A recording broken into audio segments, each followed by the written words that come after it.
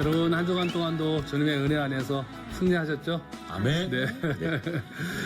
여러분 하나님이 우리를 얼마나 사랑하시나 우리가 그것을 깨달으면서 한 주간을 살아왔습니다. 모세가 사랑하는 가족들을 만나서 그동안 지쳤던 힘들었던 또 상처받았던 일들이 회복되어지고 나서 모세를 통하여 하나님은 또 다른 은혜들을 베푸시고 일을 하시게 되는데 오늘 그 은혜 현장으로 다시금 들어가도록 하겠습니다.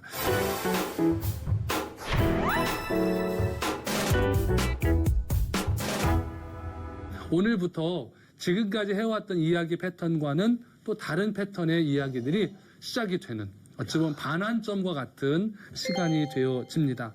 자, 이 출애굽기 19장에서 시내산에서 이스라엘 백성들이 하나님을 만나게 되는데 출애굽기 3장 12절에 보면 우리 앞에서 배웠던 말씀인데 이스라엘이 시내산에서 하나님을 예배하게 되리라. 아멘. 그 예언의 말씀이 있었어요. 그 예언의 말씀이 실현이 되어지는 장면이 오늘 등장합니다. 이스라엘이 민수기 10장 11절에 보면 여기서 약 11개월 5일 동안 어디에서? 시내산에서 머물렀다고 나옵니다. 그러니까 이 시내산에서 거의 1년 가까이 장막을 치고 그곳에서 하나님을 경험하게 됐는데요. 하나님을 경험하면서 그들은 하나님과 언약을 하게 됩니다. 우리 흔히 말하면 언약식 같은 거를 하게 되는 거예요. 그러면서 하나님의 백성이 되어지는 시간이 되어지는데요. 자, 본문 출애굽기 19장 1절로 2절까지 우리 두 분이 한번 같이 읽어주시기 바랍니다. 이스라엘 자손이 애굽 땅을 떠난 지 3개월이 되던 날 그들이 시내 광야에 이르니라. 그들이 르비딤을 떠나 시내 광야에 이르러 그 광야에 장막을 치되 이스라엘이 거기 산 앞에 장막을 치니라. 아멘. 자, 애굽을 이스라엘 백성들이 떠난 지 얼마 만에 시내산에 도착했나 하면 3개월 만에. 3개월 만에. 여러분, 우리 지금까지 굉장히 오랜 시간 본 것 같은데요. 3개월 됐어요, 이제 3개월. 네. 앞으로 가야 할 시간이 39년 9개월. 네, 39년 9개월 남았습니다. 39년이구나. 네. 석 달 됐을 때 시내산에 도착을 하게 됐습니다. 그때부터 이스라엘이 하나님의 존귀한 그 모습들을 보게 되는데 이때 산자락에다가 모세가 장막을 쳤습니다. 이 장막을 치고 거기서 거하면서 하나님과의 교제가 시작이 되어지는데 이 시내산은 신의 산맥 중에 있는 한 산을 의미합니다. 정확히 어디라고 말하기는 학자들 사이에서도 의견이 분분한데요. 우리가 알 수 있는 것은 이 신의 산맥 중에서 한 산에서 11개월 5일 동안 그들이 하나님을 경험하게 되었다라고 하는 겁니다. 그리고 이 지금 이 시내산에서 있었던 이야기를 지금 우리가 보고 있는 출애굽기 19장보다 더 자세하게 기록해 놓은 성경이 있어요. 그게 어디냐면 민수기 10장입니다. 거기 보면은 좀 더 세밀하게 기록을 해 놨습니다. 그렇다면 왜 이스라엘 백성들이 시내산으로 왔을까요? 시내산으로 이스라엘이 하나님의 백성으로 새롭게 태어나는 것이기 때문에 이스라엘 백성들을 하나님이 이제 광야로 들어오게 하신 다음에 시내산으로 이끌었다는 거예요. 무슨 얘기냐면 시내산에서 오는 이스라엘이 새롭게 태어나는 날이 됩니다. 이 구원을 받았잖아요. 이스라엘 백성들이 홍해를 건너면서 세례받으면서 구원받았잖아요. 그 이스라엘이 장차 신정 공동체로서 하나님이 다스리는 공동체로서 이제 쓰임을 받게 됩니다. 그래서 그 쓰임 받기 전에 이제 계약, 언약을 오늘 이곳에서 체결하게 되는데 이제 하나님이 이 언약을 체결하기 위해서 홍해를 건넜던 이스라엘 백성들을 시내산까지 일괄되게 하나님이 인도를 하셨습니다. 이스라엘에게 이제부터 시내산은 하나님과 언약을 맺고 하나님의 언약 백성으로서 살아가겠다는 다짐을 하는 곳이 바로 시내산이 되어집니다. 자, 여러분 출애굽이 역사 속에서 일어난 사건이라면 시내산은 역사를 뛰어넘는 자리에서 터득하게 되는 말씀의 현장이 되어집니다. 출애굽이 기적과 이적이 동반된 구속사라면 시내산은 말 그대로 배우고 익히는 교실과도 같은 곳이 된다는 겁니다. 자, 그래서 우리 교회가 바로 이런 시내산과 같은 교회가 되어져야 하나님의 능력과 은혜를 경험하고 하나님의 다스림을 경험하게 됩니다. 그만큼 시내산은 아주 중요한 역사의 현장이 되어지는데요. 본문 3절 말씀을 우리 승대 형제님 한번 읽어 주십시오. 네. 모세가 하나님 앞에 올라가니 여호와께서 산에서 그를 불러 말씀하시되 너는 이같이 야곱의 집에 말하고 이스라엘 자손들에게 말하라. 아멘. 자, 이제부터는 듣기예요, 듣기. 지금 읽어주신 말씀을 보면은 하나님의 말씀을 지금 듣도록 되어 있습니다. 근데 사실은 이스라엘 백성들이 애굽을 떠나서 지금까지의 과정은 걷기였어요, 걷기. 네. 거기서 계속 걷잖아요. 그냥 광야를 그냥 수월히 걸어. 그들이 한 일은 지금까지 시내산을 향하여 걷는 거였어요. 그런데 오늘부터는 시내산에서 뭐 하는 거예요? 듣는 거예요. 지금까지 핵심은 걷기였어요. 하나님을 향한 걷기였다면 지금부터 핵심은 하나님의 말씀을 듣는 겁니다. 이제 그래서 시내산부터 모든 패턴이 바뀌기 시작을 하게 되는 겁니다. 그래 하나님이 모세를 불러가지고 이스라엘 백성들에게 이러한 말들을 전해라 라고 말씀을 하시면서 두 가지로 이야기를 하세요. 하나는 야곱의 집이고 다른 하나는 이스라엘 자손이다 라고 두 가지 표현을 쓰시거든요. 하나님 여기서 두 가지 표현을 쓰시는 이유가 있습니다. 뭐냐면 이스라엘 백성들이 이중적이라는 거예요. 이스라엘 백성들은 한편으로는 구원받았잖아요. 지금 그 6월절을 거쳐서 출애굽을 하고 그 다음에 홍해를 건너면서 세례를 받았어요. 그런데 다른 한편으로는 아직 변화되질 않았어요. 그래서 여러분 계속 막 원망하고 막 대들고 막 이러잖아요. 이 모습은 옛날에 야곱의 모습인 거예요. 야곱이 변화되기 전에 보면은 막 머리 쓰시고 그분 그러셨잖아요. 그죠? 들으실 것 같은데 막 그냥 머리 쓰시고 인간적인 방법을 쓰시고 이랬잖아요. 네. 그런데 그가 하나님을 만나고 나서 이스라엘로 변화되잖아요. 그러니까 하나님이 그 두 가지를 야곱의 자손이잖아요, 이들이. 그래서 변화되기 전에 야곱, 그 다음에 변화된 이후에 야곱, 그 변화된 이후에 야곱의 이름을 바꿔주잖아요. 그게 뭐예요? 이스라엘이잖아요. 그걸 가지고 지금 비교를 하나님이 하시는 거예요. 한편으로는 구원받은 백성이지만 다른 한편으로는 조금만 자기와 맞지 않아도 불평하고 원망하는 옛 모습의 자아를 가지고 있는 야곱과 같다는 겁니다. 자, 그래서 이제 하나님이 선택하라는 거예요. 너 야곱의 집으로 살래? 아니면 이스라엘 자손으로 살래? 오늘 여기서 선택하라. 그리고 선택한 자만 나와 언약을 맺을 것이다. 그리고 언약을 맺은 대로 너희들은 살아야 된다. 이건 법이니까. 그러면 내가 너희들을 어디까지 인도한다? 가나안까지 인도한다. 이 이야기가 지금 선포가 되어지는 거예요.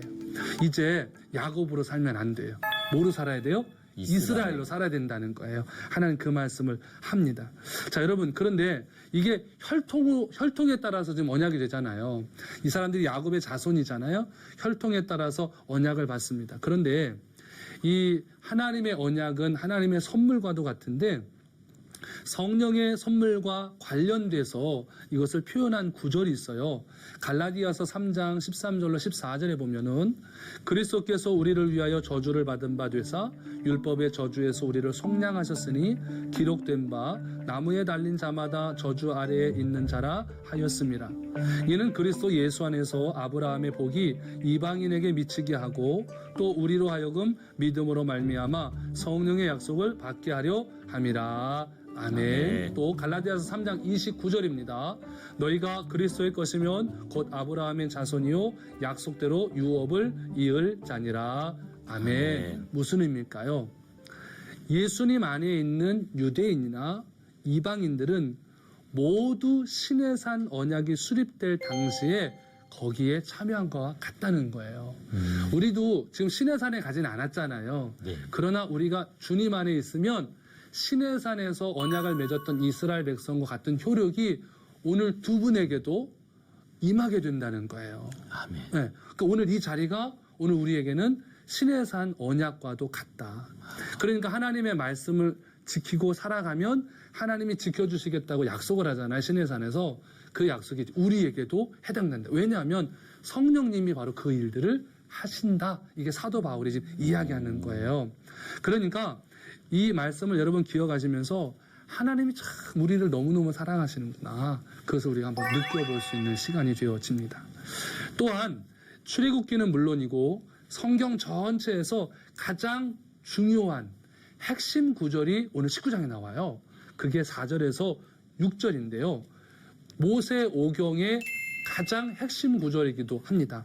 우리 소희자매님 한번 4절부터 6절까지 한번 예쁜 목소리를 한번 읽어주세요. 네. 내가 애굽 사람에게 어떻게 행하였음과 내가 어떻게 독수리 날개로 너희를 업어 내게로 인도하였음을 너희가 보았느니라. 세계가 다 내게 속하였나니 너희가 내 말을 잘 듣고 내 언약을 지키면 너희는 모든 민족 중에서 내 소유가 되겠고 너희가 내게 대하여 제사장 나라가 되며 거룩한 백성이 되리라. 너는 이 말을 이스라엘 자손에게 전할지니라. 아멘. 자, 오늘 이 말씀이요. 구약성경에서 가장 중요한 개념이 이 안에 다 들어가 있어요. 그리고 이 말씀을 중심으로 신약성경에서도 표현이 되어지는데요. 자, 여기에서 우리가 이제 한번 짚어봐야 됩니다. 우리에게 적용할 말씀들을. 자, 이스라엘이 언약 백성이 될 수 있는 근거가 무엇일까? 왜 그들이 언약 백성이 될까? 그 근거를 지금 여기 다 설명을 지금 해놓는 거예요. 하나님이. 바로 하나님의 사랑과 은혜 때문이라는 거예요. 여러분, 우리는 사랑받을 만한 존재가 아닌데 하나님이 우리를 먼저 사랑하셨다는 거죠. 성경은 이것을 어미 독수리가 새끼를 업어 나르는 것에 비유를 하고 있습니다. 4절에 보면은 내가 어떻게 독수리의 날개로 너희를 업어 이렇게 표현하고 있죠.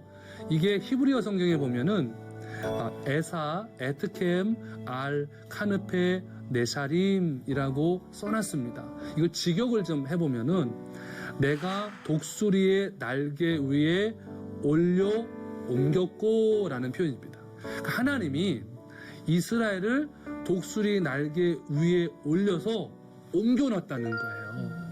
자, 이게 뭘 의미할까요? 그동안 하나님이 광야에서 이스라엘 백성들을 안전하게 시내산에 올 때까지 인도하셨잖아요. 그것을 말씀하는 거예요. 하나님이 옮겨주신 거지 우리는 그냥 우리가 스스로 잘 걸은 것 같지만 그게 아니라는 거예요. 그런데 여기에서 많은 새 중에서 어떤 새를 써놓고 있어요? 독수리죠. 왜 하나님이 많은 새 중에서 이스라엘 백성이 언약 백성이 될 수 있었던 이유를 소개하면서 독수리라는 새를 썼을까요? 독수리는 가장 빠른 새잖아요. 그만큼 하나님이 이스라엘 백성들을 더디게 인도하시는 것 같지만 어떻게 인도하셨다? 가장 빠르게 인도하셨다는 표현이 되어집니다. 그리고 새끼 독수리가 비행을 시작할 때 어미는 그 넓고 튼튼한 날개로 품어주기 시작을 합니다. 마찬가지로 이스라엘을 애굽에서 이끌어내실 때 하나님이 사랑의 날개로 이스라엘을 품어주셨다는 거예요. 신명기 32장 10절로 12절입니다. 여호와께서 그를 황무지에서 짐승이 부르짖는 광야에서 만나시고 호위하시며 보호하시며 자기의 눈동자같이 지키셨도다. 마치 독수리가 자기의 보금자리를 어지럽게 하며 자기의 새끼 위에 너풀거리며 그의 날개를 펴서 새끼를 받으며 그의 날개 위에 그것을 엎는 것 같이 여호와께서 홀로 그를 인도하셨고 그와 함께 한 다른 신이 없었도다. 아멘. 자, 이렇게 기록해요. 참 하나님의 사랑이 대단한 거예요. 우리 두 분도 하나님 사랑하시는 거 믿으시죠? 아멘. 네, 언제 제일 많이 느껴지세요? 항상 이렇게 위기에 처했을 때 위기에 처했을 때 또는 이제 행복할 때 네네네. 항상 그 행복을 행복이라 느끼게 해주실 때 네. 그게 제일 중요한 것 같아요. 맞아요. 그걸 모르고 지나간 사람들 네. 진짜 얼굴에 행복이 보여요. 네. 우리 소희자매님 언제 제일 행복하세요? 그냥 마음이 일단 평안할 때가 네. 가장 행복하고 네네. 그때 한번 은혜를 생각해 보면 네. 내가 별로 잘한 게 없는데라는 생각이 들수록 그 은혜가 크게 느껴지는 것 같아요. 말씀하시는 것도 그죠. 진짜 하나님 마음을 막 움직이는 물어줄 수가 없겠어요. 그러니까 세상에. 자, 그러면 우리 언약 백성이 되려면 어떻게 해야 될까요? 하나님의 말씀을 듣고 하나님이 세워주신 언약을 지킬 때 하나님의 언약 백성이 되는 거예요. 그러니까 말씀을 안 지키면 어떻게 될까요? 계약이 파괴된다는 겁니다. 그렇습니다. 하나님과 인간 사이에 지금 언약을 하잖아요. 그런데 중요한 건 이게 주도권을 누가 갖느냐는 거예요. 누가 주도권을 갖냐면 하나님이 갖습니다.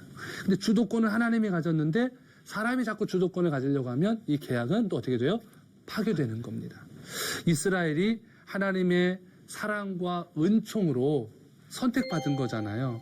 근데 왜 억울하게도 하나님이 주도권을 가지세요 했을 때 하나님의 일방적인 사랑과 은혜로 말미암아 된 거기 때문에 하나님이 주도권을 갖는 거예요. 그러니까 이스라엘의 모습은 어때야 할까요? 늘 감사하는 마음으로 하나님 앞에 살아가야 되는 거죠. 자, 그리고 이스라엘이 언약 백성이 되면 어떤 축복을 누리게 될까요? 먼저 하나님의 소유된 백성이 된다라고 아까 우리 읽었던 말씀에 나와요. 그런데 이것을 메시지 성경으로 좀 다시 한번 다른 번역본을 좀 보겠습니다. 모든 민족 가운데에서 나의 특별한 보배가 될 것이다. 아멘. 그렇게 기록을 했습니다. 언약 백성이 되면 하나님이 다이아몬드와 같은 특별한 존재가 되도록 축복하신다는 거예요. 그러니까 우리는 그러잖아요. 말씀 지키고 말씀대로 살면 왠지 모르게 좀 세상에서 손해보는 느낌이 있잖아요. 그러나 그렇지 않다는 거예요. 하나님이 말씀하신 약속 그걸 지키고 살아가면 하나님이 너는 다이아몬드와 같은 특별한 존재가 된다. 그것이 내가 너에게 주는 축복이다라고 말씀을 하시는 겁니다. 신명기 26장 18절에도 여호와께서도 내게 말씀하신 대로 오늘 너를 그의 보배로운 백성이 되게 하시고 그의 모든 명령을 지키라 확언하셨느니라. 아멘. 그 말씀이 있습니다. 이스라엘은 또한 하나님을 섬기는 제사장 나라가 될 것이라고 하나님 축복하시는데요. 제사장 나라는 히브리어로 보면 마물 레케트 코하님이라고 기록을 해놓았습니다. 여기에서 이 마물 라카라고 하는 말이 왕국이라는 의미가 있어요. 그리고 이 구문을 직역을 하면은 제사장들의 왕국 이런 뜻이 되어집니다. 그러면 제사장들의 왕국이 된다.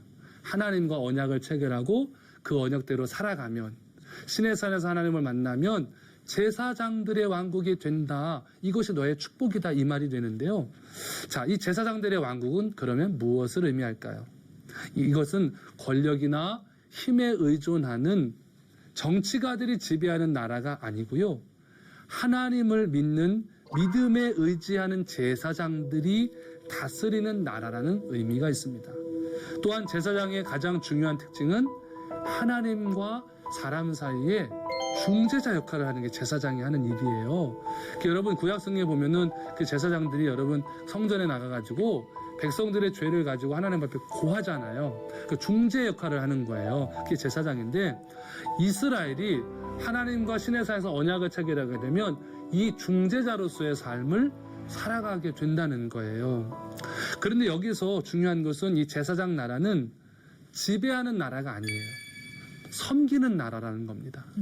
하나님을 섬기고 백성들을 섬기는 나라.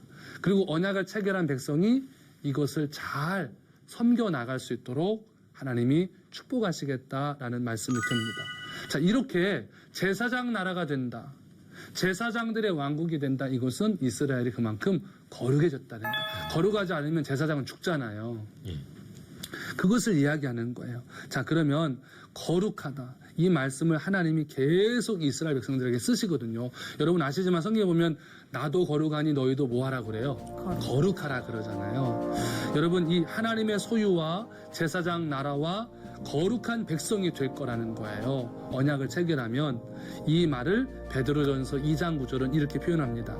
그러나 너희는 택하신 족속이요 왕 같은 제사장들이요 거룩한 나라요 그의 소유가 된 백성이니 이는 너희를 어두운 데서 불러내어 그의 기이한 빛에 들어가게 하신 이의 아름다운 덕을 선포하게 하려 하심이라. 아멘. 예수님 안에서 이스라엘이 누렸던 모든 특권을 그대로 누리게 된다는 거예요. 그러니까 하나님과 언약을 맺는 하나님의 사람이 예수 안에 있으면 특권을 누리게 된다는 거예요. 아우, 두 분 아주 정말 엄청난 특권을 지금 누리고 사시는 거예요. 아멘. 그거를 기억하시라는 거예요. 아멘. 자, 본문 7절로 8절 말씀 우리 승대 형제님 한번 읽어주세요. 네. 모세가 내려와서 백성의 장로들을 불러 여호와께서 자기에게 명령하신 그 모든 말씀을 그들 앞에 진술하니 백성이 일제히 응답하여 이르되 여호와께서 명령하신 대로 우리가 다 행하리다. 모세가 백성의 말을 여호와께 전하매. 아멘. 자, 여러분 기억하세요. 하나님의 백성이 되면 나만 잘 먹고 잘 살면 안 되는 거예요. 여러분, 우리가 이 세상에서 하나님을 모르는 사람들에게 하나님이 살아계신 것과 하나님의 사랑을 나타내고 하나님을 전하는 일에 선택적으로 쓰임받는 거예요. 그래서 오늘날의 교회는 마치 하나님 나라의 대사관과 같은 교회가 되어집니다. 그래서 교회에 오면 사람들이 세상의 맛을 보면 안 되고요. 교회에 왔을 때는 하나님 나라 맛을 보아야 된다는 거예요. 그래서 여러분 기억하셔서 여러분의 삶 속에서 교회에서는 하나님 나라의 맛을 보고 가야 된다. 세상의 맛을 보아서는 안 된다. 왜냐하면 교회는 거룩한 곳이다. 제사장 나라다. 이것을 꼭 기억하시라는 거죠. 자, 본문 9절 우리 소희자매님 한번 읽어주세요. 여호와께서 모세에게 이르시되 내가 빽빽한 구름 가운데서 내게 임함은 내가 너와 말하는 것을 백성들이 듣게 하여 또한 너를 영영히 믿게 하려 함이니라. 모세가 백성의 말을 여호와께 아뢰었으므로. 아멘. 자, 하나님이 이스라엘 백성들에게 이제 뭘로 나타내세요? 말씀으로 나타나시는 거예요. 보통 말씀이 아니라 위엄과 권능의 말씀으로 나타나는 거예요, 지금. 그런데 여기서 성경은 두 가지를 이야기하고 있습니다. 하나는 하나님과 모세가 대화하는 것을 이스라엘 백성들이 듣게 해요. 네, 듣게 합니다. 여기 보니까 내가 너와 말하는 것을 백성들이 뭐하게 하며 듣게 하며 라고 말하죠. 하나님은 당신이 살아계신 하나님이라는 것을 하나님과 모세의 대화를 통해서 백성들이 듣게 하시는 거예요. 하나님은 당신의 모습을 보지 않게 하세요. 볼 수도 또 없고요. 그렇죠? 그런데 뭘 듣게 해요? 하나님의 음성을 듣게 하는 겁니다. 여러분, 형상을 보기 원하잖아요, 사람은. 사람 자꾸 뭔가 실체를 보기 원하잖아요. 근데 그 실체는 사실 사람들이 만든 거거든요. 그런데 하나님은 실체로 보여주시는 게 아니라 하나님은 말씀으로 들려주신다는 거죠. 그래서 백성들이 진짜 하나님 살아계세요 막 이러고 자꾸 대드니까 하나님이 모세하고 하나님하고 대화하는 것들을 보여주시는 거죠. 여러분, 하나님이 이런 모습으로 나타나는 이유는 모세를 통해서 증거되는 하나님의 말씀이 사실이다. 그리고 그 말씀에 순종하는 것이 이스라엘이다. 그리고 그 말씀대로 살아갈 때 하나님이 너를 축복할 것이다. 이것을 지금 가르쳐 주시는 겁니다. 또 둘째로 하나님이 모세와 말씀하시는 것을 통해서 이스라엘 백성들이 모세를 믿게 하기 위함도 그 안에 담겨져 있습니다. 왜냐하면 그 9절에 그런 표현이 있죠. 또한 너를 영영히 믿게 하려 함이니라. 아멘. 하나님 오늘 모세를 통하여 얼마나 하나님 모세를 사랑하고 있고 이스라엘 백성들이 하나님의 음성을 듣지 않아도 모세의 음성을 들어도 모세의 음성이 아니라 하나님의 음성이라는 것을 알게 하시는 거죠. 그러니까 하나님이 당신의 존재 가치를 알려주시고 또 모세의 존재 가치를 알려주시는 내용이 되어진다는 겁니다. 자, 이제 하나님이 이스라엘 백성들도 준비하게 하세요. 여러분, 그 결혼식 하게 되면은 서로의 예를 갖춰서 우리가 옷을 입잖아요. 턱시도를 입는다든지 드레스를 입듯이 그들도 이제 준비하는 시간을 가져요. 하나님이 예의를 갖추라고 말씀하시는데 본문 10절에서 15절까지의 말씀이 바로 그 부분이 되어집니다. 이 말씀은 방송이 끝난 다음에 각자 자리에서 한번 읽어보시도록 하면 좋겠고요. 자, 여러분, 여기서 하나님이 이스라엘 백성들과 언약을 맺기 전에 이제 어떻게 준비해라. 그것을 가르쳐 주세요. 첫째 뭐냐면 이스라엘이 하나님께 순종하려면 먼저 성결하라고 가르치시는 거예요. 여러분, 순종하고 성결하고는 별개의 거예요. 성결이 무슨 의미인지 아시죠? 죄 짓지 말아라. 깨끗하게 준비하라. 두 번째는 성결한 마음이 행동으로 이어지도록 말씀하시는데 옷을 빨고 또 하나님이 임존하신 산 주변에 다가서지 않도록 하나님 말씀을 하셨어요. 그래서 그들이 입고 있던 옷을 막 빨아가지고 깨끗하게 입고요. 그 다음에 하나님이 나타나실 그 산 주변에는 시내산 근처는 그들이 발도 못 디뎠습니다. 거룩한 곳이니까. 우리가 교회에서 보통 막 강대상에 함부로 못 올라가는 것도 바로 이런 의미가 있는 거예요. 세 번째는 백성은 일시적으로 정상적인 성적 행위를 금지하라고 말씀을 합니다. 자, 이 시점에서 이스라엘 백성에게 얼마나 무엇이 중요한지를 알려주는 거예요. 백성으로 하여금 언약을 체결하는 일에만 집중하라고 하나님이 말씀을 하시는 겁니다.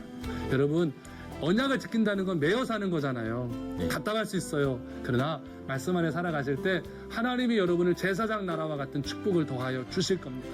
오늘 그 은혜를 누리시면서 여러분 한 주간 동안도 승리하시고 다음 주에 다시 뵙도록 하겠습니다. 여러분 믿음 안에서 승리하십시오. 감사합니다.